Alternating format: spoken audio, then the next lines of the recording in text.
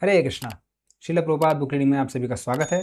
आज हम पढ़ने जा रहे हैं श्रीमद् भगवद गीता यथारूप का 5वें अध्याय का 6 से 10वें श्लोक तक।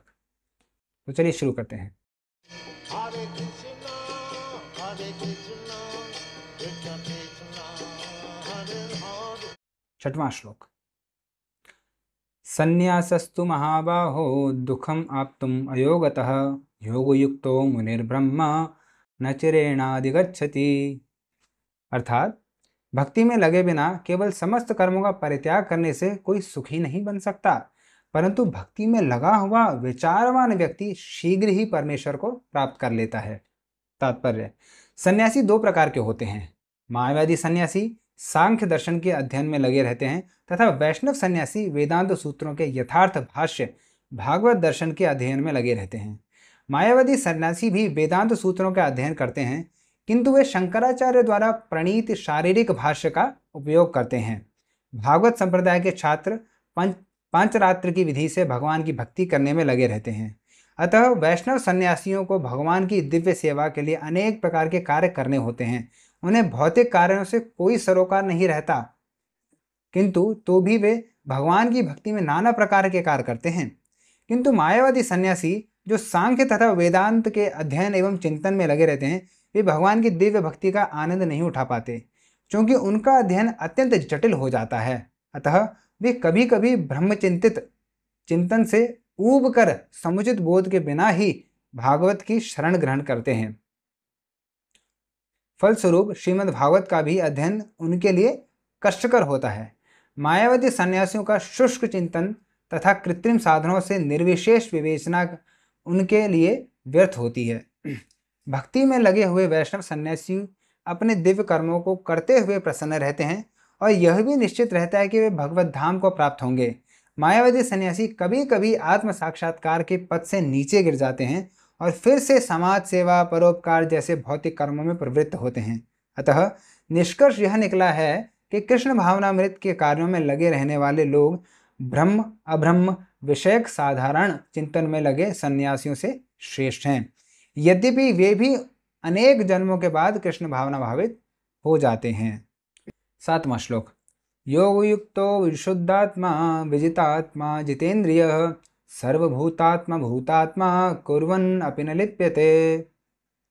अर्थात जो भक्तिभाव से कर्म करता है, जो विशुद्ध आत्मा है और अपने मन तथा इंद्रियों को वश में रखता है, वह सबों को प्रिय होता है और सभी लोगों से प्रिय होते हैं। ऐसा व्यक्ति कर्म करता हुआ भी कभी नहीं बंधता। तात्पर्य, जो कृष्ण भावनामृत के कारण मुक्ति पथ पर है, वह प्रत्येक जीव को प्रिय होता है और प्रत्येक जीव उनके लिए प्यारा है। यह कृष्ण भावनामृत के कारण होता है। ऐसा व्यक्ति किसी भी जीव को कृष्ण से पृथक नहीं सोच पाता। जिस प्रकार वृक्ष की पत्तियां तथा टहनियां वृक्ष से भिन्न नहीं होती, वह भली भांति जानता है कि वृक्ष की जड़ में डाला गया जल समस्त पत्तियों तथा टहनियों में फैल जाता है, अथवा आमाशय को भोजन देने से शक्ति स्वतः पूरे शरीर में फैल जाती है। क्योंकि कृष्ण भावनामृत में कर्म करने वाला सबों का दास होता है, अतः वह हर एक को प्रिय होता है। क्योंकि प्रत्येक व्यक्ति उनके कर्म से प्रसन्न रहता है, अतः उसकी चेतना शुद्ध रहती है। क्योंकि उसकी चेतना शुद्ध रहती है, अतः उसका मन पूर्णतः नियंत्रण में रहता है। मन के नियंत्रित होने से उनकी इंद्रियां संयमित रहती हैं। क्योंकि उसका मन सदैव कृष्ण में स्थिर रहता है, अतः उसके विचलित होने का प्रश्न ही नहीं उठता। न ही उसे कृष्ण से संबंध कथाओं के अतिरिक्त अन्य कार्यों में अपनी इंद्रियों को लगाने का अवसर मिलता है।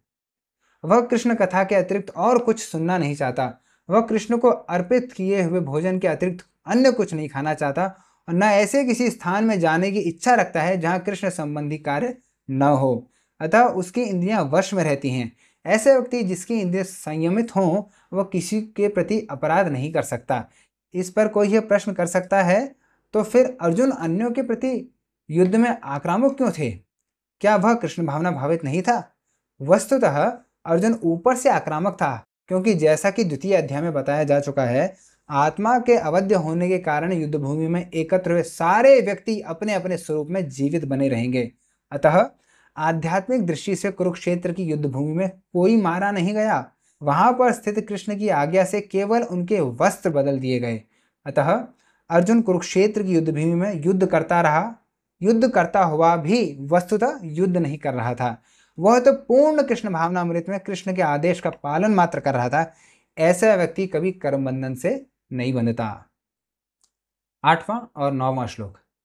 नैवे किंचित करोमीति युक्तो मन्येत तत्त्ववित् पश्यन् शृण्वन् स्पृशन् जिघ्रन् अश्नन् गच्छन् स्वपन् श्वसन् प्रलपन् विसृजन् घृणन् उन्मिषन् निमिषन्नपि इंद्रियाणि इंद्रियार्थेषु वर्तन्त इति धारयन्। अर्थात दिव्य भावनामृत युक्त पुरुष देखते, सुनते, स्पर्श करते, सूंघते, खाते, चलते फिरते, सोते तथा श्वास लेते हुए भी अपने अंतर में सदैव यही जानता रहता है कि वास्तव में वो कुछ भी नहीं कर सकता। बोलते, त्यागते, ग्रहण करते या आंखें खोलते बंद करते हुए भी वह यह जानता रहता है कि भौतिक इंद्रियां अपने अपने विषयों में प्रवृत्त हैं और वह इन सब से पृथक है। तात्पर्य, क्योंकि कृष्ण भावना भावित व्यक्ति का जीवन शुद्ध होता है, फलतः उसे निकट तथा दूरस्थ 5 कारणों कर्ता, कर्म, अधिष्ठान, प्रयास तथा भाग्य पर निर्भर किसी कार्य से कुछ लेना देना नहीं रहता। इसका कारण यह है कि वह भगवान की दिव्य सेवा में लगा रहता है।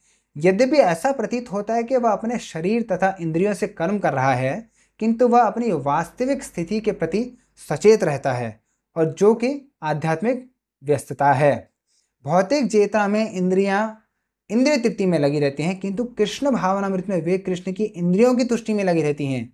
अतः कृष्ण भावना भावित व्यक्ति सदा मुक्त रहता है, भले ही वह ऊपर से भौतिक कार्यों में लगा हुआ दिखाई पड़े। देखने तथा सुनने के कार्य ज्ञानेंद्रियों के कर्म हैं, जबकि चलना, बोलना, मल त्यागना आदि कर्मेंद्रियों के कार्य हैं। कृष्ण भावना भावित व्यक्ति कभी भी इंद्रियों के कार्य से प्रभावित नहीं होता। वह भगवत सेवा के अतिरिक्त कोई दूसरा कार्य नहीं कर सकता, क्योंकि उसे ज्ञात है कि वह भगवान का शाश्वत दास है। 10वां श्लोक। ब्रह्मणि आधाय कर्माणि संगम त्यक्त्वा करोति यः लिप्यते न स पापेन पद्मपत्रम इवाम्भसा। अर्थात जो व्यक्ति कर्मफलों को परमेश्वर को समर्पित करके आसक्ति रहित होकर अपना कर्म करता है, वह पाप कर्मों से उसी प्रकार अप्रभावित रहता है जिस प्रकार कमल पत्र जल से अस्पृश्य रहता है। तात्पर्य, यहाँ पर ब्रह्मणि का अर्थ कृष्ण भावनामृत में है। यह भौतिक जगत प्रकृति के 3 गुणों की समग्र अभिव्यक्ति है, जिसे प्रधान की संज्ञा दी गई है। वेद मंत्र सर्वम ही एतद् ब्रह्म तथा तस्माद् एतद् ब्रह्म नाम रूपम अन्नम च जायते तथा भगवद गीता में मम योनिर महद ब्रह्मा से प्रकट है कि जगत की प्रत्येक वस्तु ब्रह्म की अभिव्यक्ति है, और यद्यपि कार्य भिन्न भिन्न रूप में प्रकट होते हैं, किंतु तो भी वे कारण से अभिन्न हैं।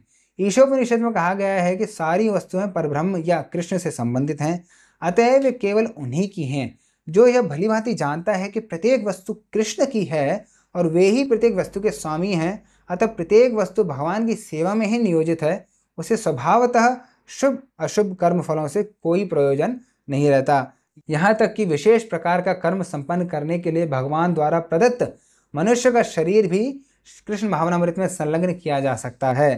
तब यह पाप कर्मों के कलमश से वैसे ही परे रहता है जैसे कि कमल पत्र जल में रहकर भी भीगता नहीं। भगवद गीता 3 अध्याय के 3 श्लोक में भी कहते हैं, मयि सर्वाणि कर्माणि सन्न्यस्य, संपूर्ण कर्मों का मुझे यानी कृष्ण को समर्पित करो।